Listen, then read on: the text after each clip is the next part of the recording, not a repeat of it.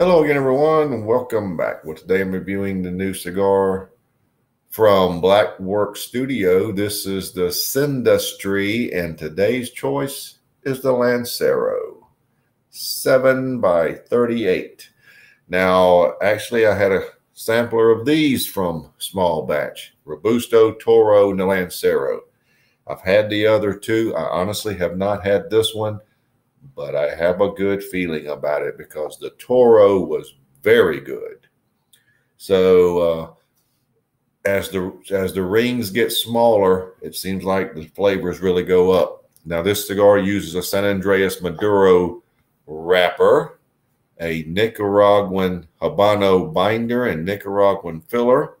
This is the second year in a row they've come out with this Sindustry. Interesting name, Sindustry.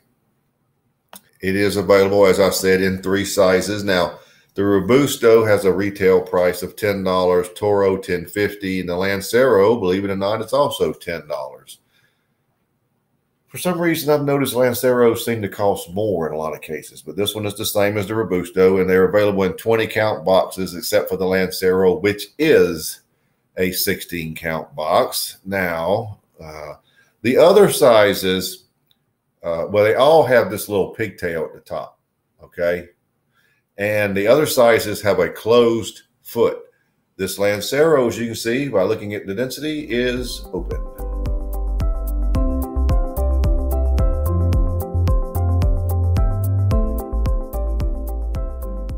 Now, to say it has a good feel or not in the hand, it's basically a pencil. So, I mean, how can you say it has any kind of hand? But this is definitely a dark wrapper. There's your band saying Sindustry. It's very hard to read because it's so small. But there's your cigar. So let's get right to it. The new or 2018 version of the Blackwork Studio Sindustry Lancero. What we're going to do is take off that little pigtail. As I said, the other cigars have it. We're going to clip just a little bit. Well, that's a fine draw. Now I try to take just the pigtail, as you can see. Compare that to that, and that's what you got. So that's what I'm left with. And it's a good draw.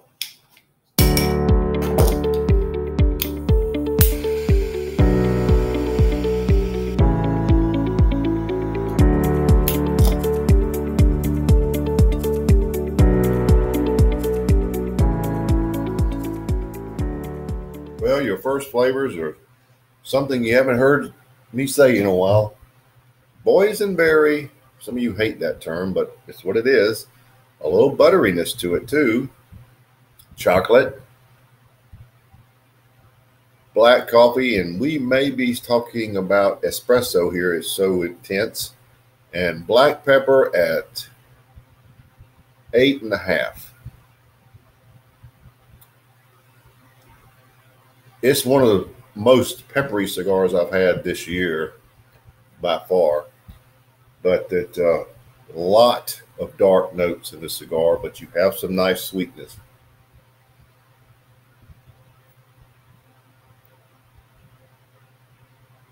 Very dark, very powerful feeling, or tasting, I should say at this point. So let's see what I'm going to try to do. The third thing, but you know, Lanceros move along quickly in between putting the video together. Let's see how it goes, but that's a pretty good start. Pretty good start.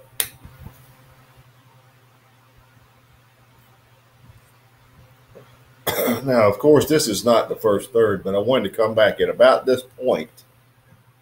Let's say a ½ inch. That's more than a ½ inch, but at a ½ inch, the flavors started to really settle down. The boysenberry, which I had, turned more into a nice cedar with a lot of brown sugar, a lot of butter, a lot of chocolate, and a lot of rich, dark black coffee. And I'm still not convinced it's not espresso. It is so deep and dark. So the flavors really settle down at after about a half inch, maybe a little sooner, but I decided to come back and just explain that. Now we'll be getting to what the first third brings here shortly.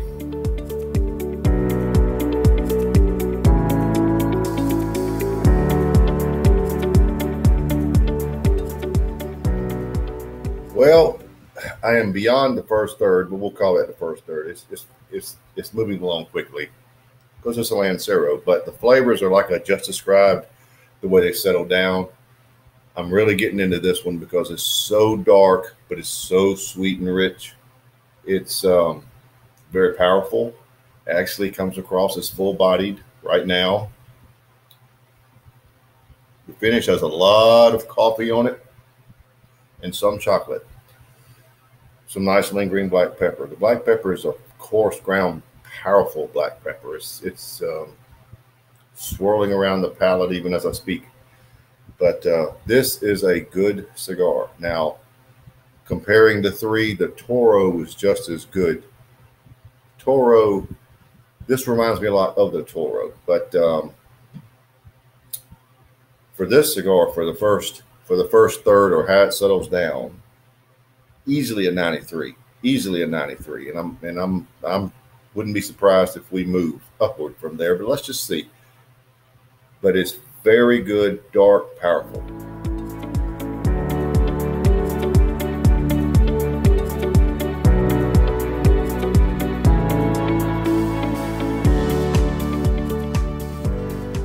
All right, let's call that the end of the second third. What do you think? Now I've got some little anise mixing in with the cedar. I'm not surprised. The chocolate is very sweet. There is some butteriness to it, and there's a lot of that black coffee. I won't go with espresso, but it is a very dark roasted black coffee. The pepper remains very good, full-bodied without a doubt. The finish actually has some butteriness on it with that black coffee, chocolate. Yep, those three, and a lot of lingering black pepper. The cigar remains very good. I'm actually going to hold a 93 because it didn't really move up, but it stayed as good as it was. So second, third, 93.